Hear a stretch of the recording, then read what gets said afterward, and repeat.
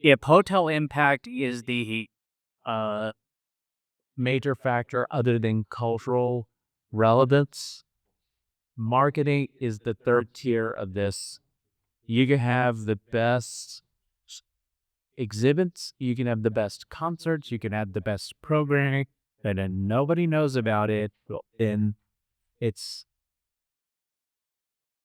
it's why everybody says there's nothing to do here, which is not true. So, in that vein, and for your application, a healthy investment in marketing is key. We love to help fund the marketing expenses. We love to help fund marketing expenses.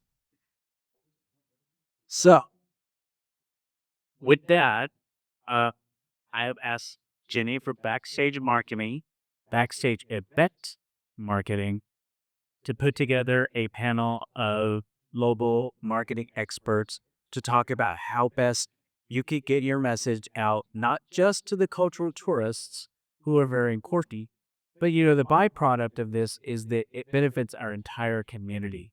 We may be targeting cultural tourists, but our community reaps the benefits.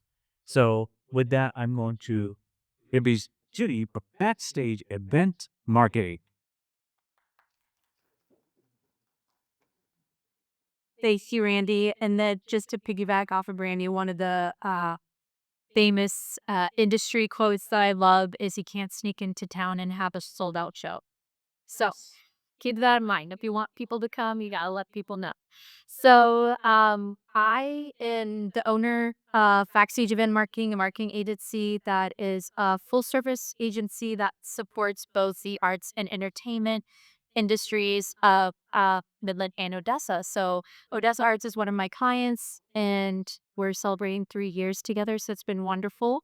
And I put together a quick little panel with just kind of some high points and focusing on the expertise of these lovely individuals that you see up here. And I'm going to pass the mic and introduce themselves. So name, your company, and kind of like high level what you do.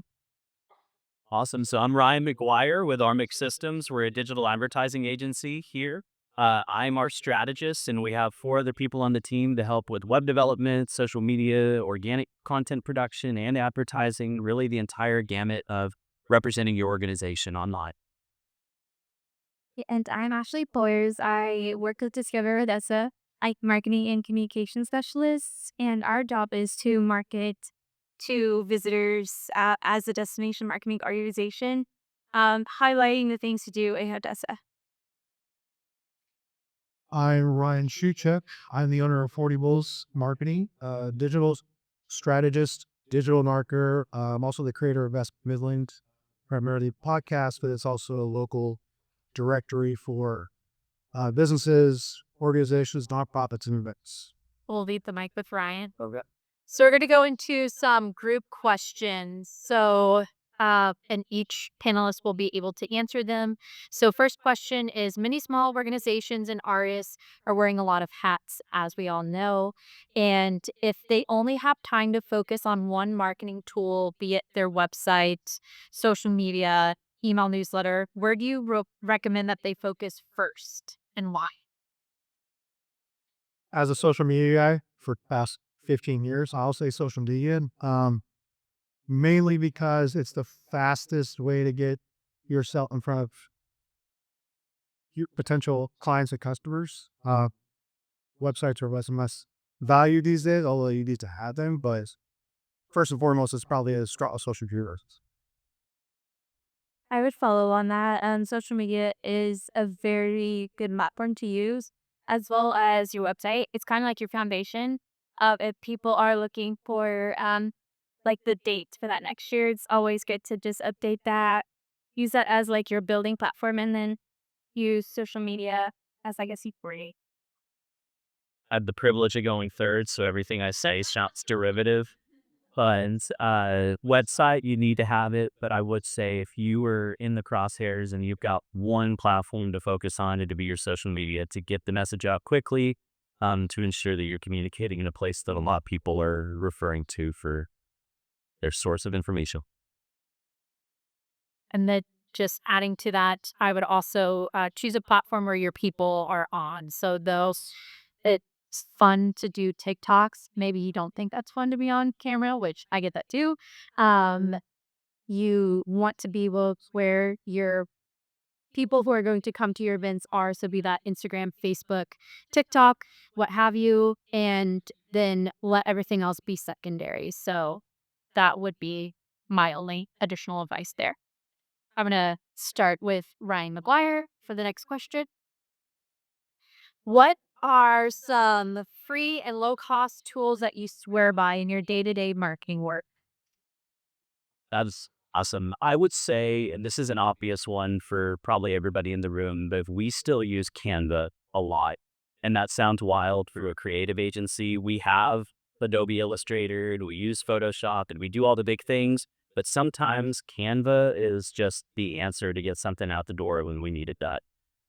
So Canva's a big one for us. We also use ClickUp for really simple like task management and team management. So if you're not using something to check and monitor the time that your team is investing into projects, ClickUp is something that helps ease communication and give you some insight as to what the people on your team are doing. Canva's a really good one, to go off of Ryan. Meta Business Suite is another one that I would say to schedule out your social media. Is free. You can go like set a day aside just to go in and schedule social media, and you've got that down for like hopefully inlet, but depends on how busy you are for this day. Uh, that's what I had to say.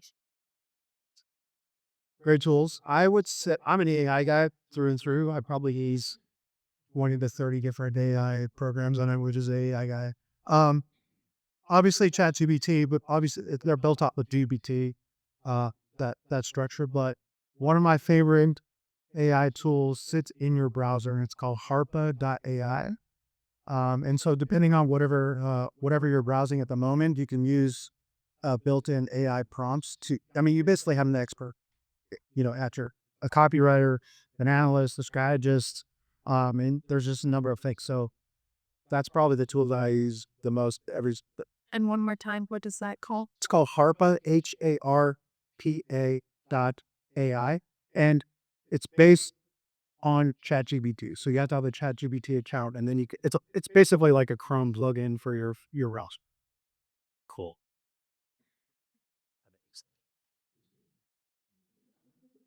That one's pretty. Then we'll leave the mic with Ashley. When you're trying to promote an event, what's one piece of advice that you feel people often overlook, like an kind of an action item to do to promote that event? I would say creating a toolkit for your event to send out to like Odessa Arts, Discover Odessa, the media would be very helpful. And inside that toolkit, you can include like your event details, your press release, your photos, um, anything that you would like your outside people that don't know about the event to get informed and help spread the word. That's an easy way to help spread the word for free with the media and your local community organizations.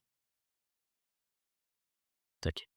I would say not to miss the low-hanging fruit. I'll get into situations where I'm talking with a marketing director and they either have a new flagship event that they're a little bit um, intimidated by, and they're trying to put together this big marketing strategy, and they've got new tactics that they want to pursue, and they've got money that they need to invest that's been given to them by a grant, maybe from Odessa Arts.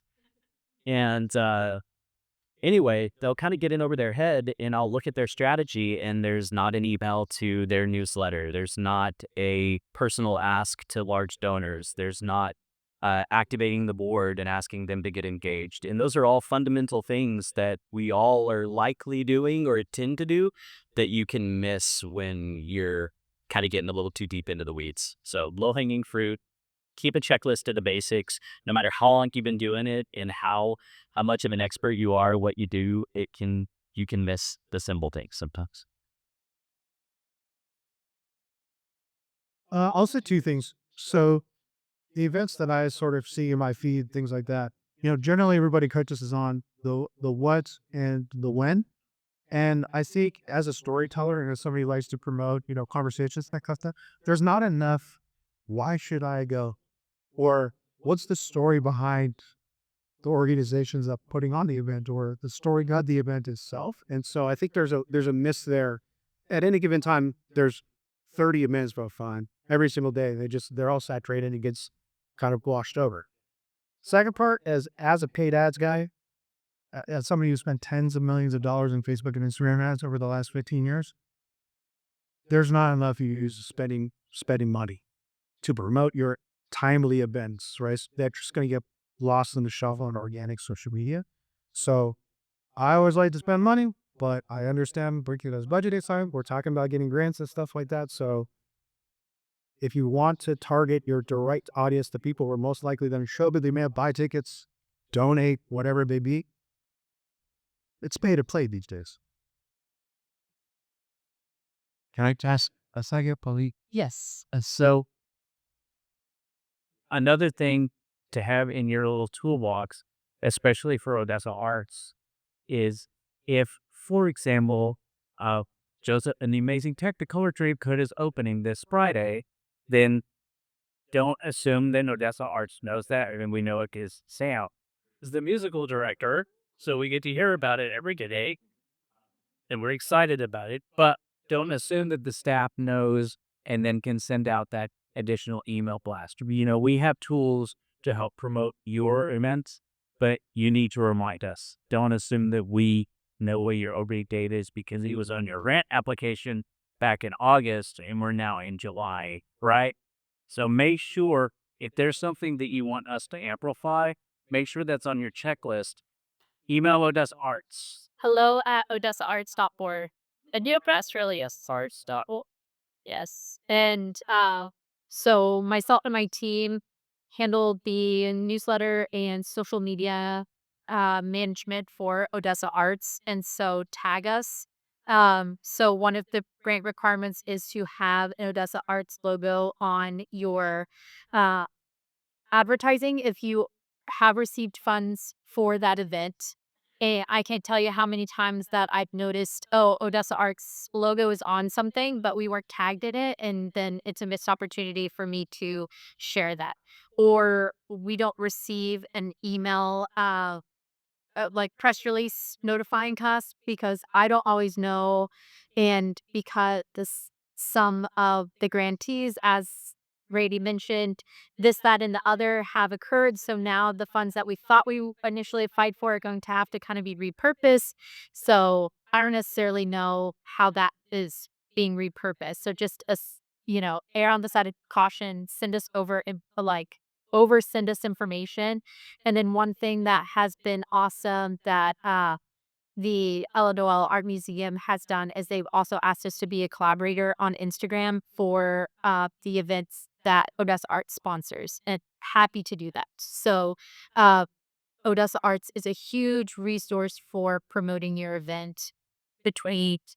Yeah, and that's not at just the events to be fun. Also, if you have a project that falls out of the scope of your grant, we're going to promote anything that is arts related, whether it is part of a grant or not. If it is arts related, if we know about it, we will help promote it. Yes. It goes on the website. So there's a event calendar that Ryan and his team have set up for us, Maggie and Sam, to help populate. And then that's where I'm going in and pulling content ideas from.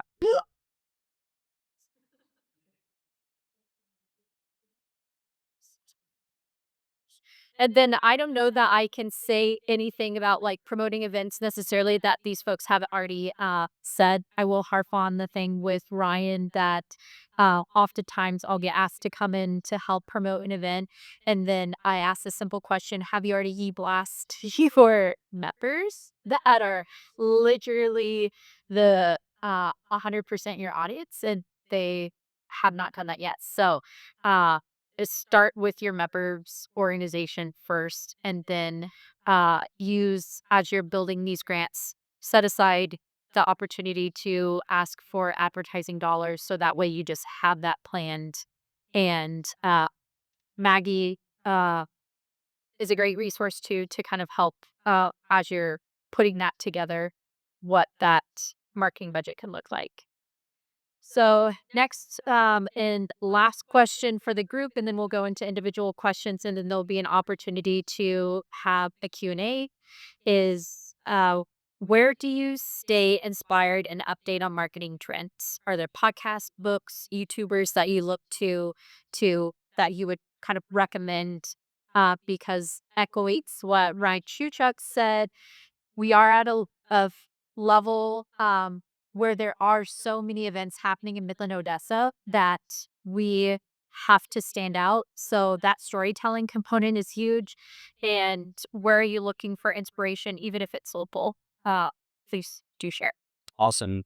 My two big ones are they're originally were SEO websites. It's Search Engine Land and searchenginejournal.com. But they've evolved into just general online marketing news sites. So if you have something that you've noticed on your Facebook page, for instance, that's giving you trouble and you think it might be a glitch and you're wondering if other people are encountering this issue, odds are within a matter of hours, one of those two sites is going to say something about it. And you can either breathe easy knowing that it's not just you, or you can panic with everybody else because it's a huge problem and, you know, Meta's striving to figure it out. But Search Engine Journal, Search Engine Land, I have them on my bookmarks. I check them almost every single day, and they're just great sources of news, um, insightful, just kind of educational tips on how to use different platforms.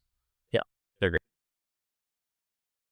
I would say just looking on social media and looking at organizations just like yours and seeing what they're doing, kind of take that what could work for you to reach your audience. And I mean, at the end of the day, social media, we're all just kind of taking from each other.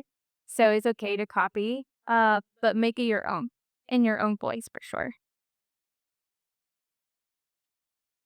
This is a tough question. As a marketer, I don't tend to consume myself of marketing content just because I'm doing like I always know when I'm being sold to, and so I'm like, "Geez, I just want to be pickable all the time." But like, I'll couple with that like just some real world examples.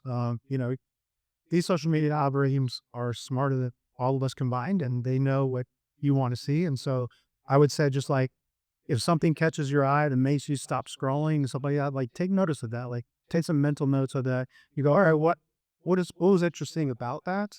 And yeah, and sort of like look towards recrafting it something similar, but make with your brand's voice and your tones. Uh, we could add a few things here. Echoing Ashley, there's a lot of folks in this room that do really cool things and do a great job of low effort, high impact. So, shout out to Pearl over at Inland Festival Ballet. Two things that she's done this past year that have really kind of stood out in my mind is working with the Odessa Marriott here to do cocktails inspired by their upcoming performances and doing a ticket giveaway that low impact, or excuse me, low effort, high impact. They did a photo shoot, and so that was one of the things that they've done. And then another thing that they've been doing is story time at both Midland and Odessa, and that's echoing off of an iteration that Wagner Noel has been doing for a while, doing story time to just some of those family friendly events, going into partner with other community organizations that may be inside this rig or may not, that you can just kind of help amplify what event is coming. So look to others in this room, look to other organizations that maybe do something similar to you. And then, as Ryan Shuchak mentioned, go ahead and save that on your, like now on Instagram, there's a whole save feature that you could do folders. So I have like content ideas for Odessa Arts, content ideas for uh, right now. One of the things that we're working on is just more like Brady had tasked me with what do we do with over like 50 boxes of Odessa American Distribution newspaper, uh, caddy thanks. And so I was like, "Oh boy, Randy, do you have a whole thing?" I was like, "Here's one for like that we could put over by the Humane Society.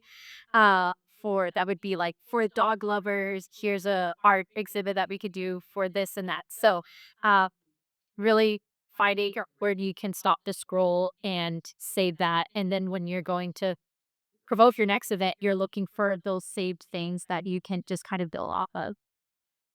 So now we'll get into individual questions and for the panelists. So first we have Ryan McGuire with Arc Systems. What are the top 3 things that every website should have to support a successful event? Okay. So I would say first and foremost, you need a what's new or an announcement section on the homepage of the website. Twofold reasons. One, so that people who are following you or are regularly accessing your site have a place they know to go to see what's new in your organization and what events you have coming up and what's most important to you at any given time. And also because so many of you are wearing multiple hats, that if you have a dedicated space where you can tell yourself, hey, at the very least, if I can't update this, and that on the website, as long as I can keep that announcement feed updated, then it's going to save you a lot of trouble and headache. So having a dedicated space, you could also make use of a plugin or an app that has your social media profile of choice fed in. That way, if you forget for some reason, but you do remember to post on Instagram about an upcoming event, at the very least, somebody's going to see that post through that feed on the homepage of your website when they're looking for you. Second thing, strong calls to action on your site. And by call to action, I mean a button that tells you or somebody that's visiting your site exactly what you want them to do or what they want to do. And so examples of that are donate, buy tickets, or just tickets. If it's an event that you're promoting that's ticketed, uh, join if it's a membership organization and you need to boost membership. But having very clear buttons on your site, ensuring that they're visible on mobile and on desktop. That's something that seems very obvious, but there's so many times where I'm on a page and I know what they want me to do, but it's like a scavenger hunt trying to actually complete that action. So having those buttons and making them clear is critical. And then if you have any type of payment processing on your site or donor management, just use quality modern software to process those payments. Uh, I've used this example in the past, but I've given to organizations, most recently during Permian Basin Gibbs, where it felt like I was like filling out a W-9 or doing my taxes to give them $20. And that just can't happen right now. There are people that are in a rush, they're on their lunch break, and they just had your organization on their mind and they want to give, and things get busy and they forget because it was a drawn out process. So, examples of that, oh man, the names are slipping my mind, but if you just Google easy donor management software or easy payment processing for an arts organization or a nonprofit, you're going to see a lot of examples. Many of them are free. Uh, but yeah, so announcement section, clear calls to action or buttons, and good payment processing. For Miss Ashley, what trends are you seeing in tourism, and are most people coming and how are most people coming to Odessa? Is it event-based sports or something else? How can local organizers plug into that momentum? Okay, so our top visitor is the business traveler. As you know, we are known for oil and gas out here. So those people are in turn looking for things to do in the area. So I would say that way this is like the bet space. So you can capitalize on those people coming in the area by marketing your events. Of course, people come to our website to look our top pages, our event calendar. You can also use like the Facebook events, things to do, uh, and I can say that's basically it. And then Ryan Chuchuk with 40 Wolves. Why is building an online community so for small organizations or independent artists? Can you share a specific example of how you've seen that play out? I would say building a community, online community,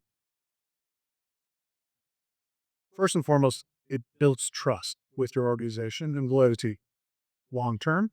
I think we're moving past the days of like, well, how many followers do I have? Or even not, views to an extent. Like views is obviously important, but followers isn't as much. It's really like, how do you turn that follower into an actual like loyal base, potential customer, potential, purchase or donate or do other things to your organization rather than just being another member on your Instagram account or something like that. Uh, with the example, I mean, listen, we're in there plugging stuff, right? So, I mean, I started Best in Midland, the podcast, as a way to one, meet people in the community because I wasn't from here. And I wanted to have sincere and conversations with these folks. And, they happen to be business owners or, you know, uh, EDs of nonprofits. I just wanted to promote Midland as a whole. And keep in mind, it's also Odessa. So I don't want to explain it anymore. But I recognize as a social media person that that content from podcasting, the social media clips that come out of it, builds some actual like, okay, this are people talking about my community, right? And I know this person. Oh, I see that person at church all the time. So I think it was that aspect to where the long term play for me at least was many of those people just turned into clients. It wasn't the sort of agenda, to start with, but it was this aspect of like, can you help me do what you're doing? Because you're building this community and how do I build a community? And I was like, yeah, because that's actually what I do. I just wanted to have a conversation with you about the trials and tribulations of what you're doing or, what's happening in Midland. Like everybody said here, there's nothing to do and sit like, and I'm like, there's tons to do. There's just not enough people telling the story. So that's wrong. Awesome. Thank you.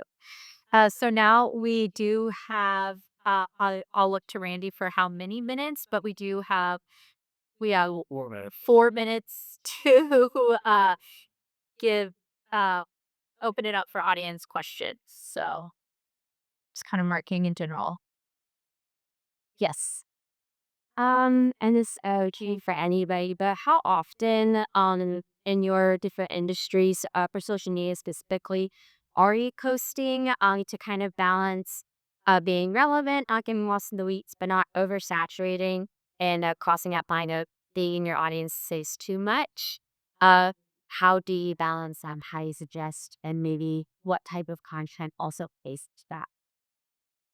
I will start with how often, and this is a real thing, right? Like I produce so many podcasts now.